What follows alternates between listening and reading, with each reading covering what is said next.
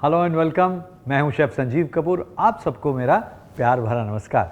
भाई देखिए, रेसिपीज़ बहुत तरह की होती हैं, लेकिन ये जो रेसिपी है ना, ये ऐसी है जो मेरे दिल के बहुत करीब है। आपके दिल को भी ज़रूर छुएगी।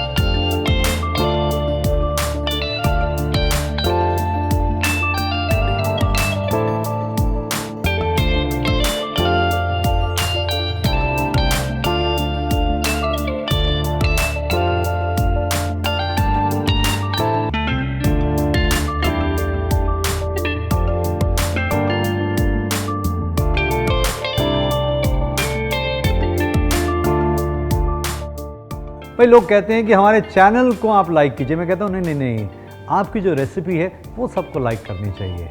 हम चाहते हैं कि आपका खाना बढ़िया बने। आप जब हमारी रेसिपी बनाएं तो दूसरों के साथ में शेयर करें। जी हाँ, असली नॉलेज शेयर करनी चाहिए। पास कीजिए उसको।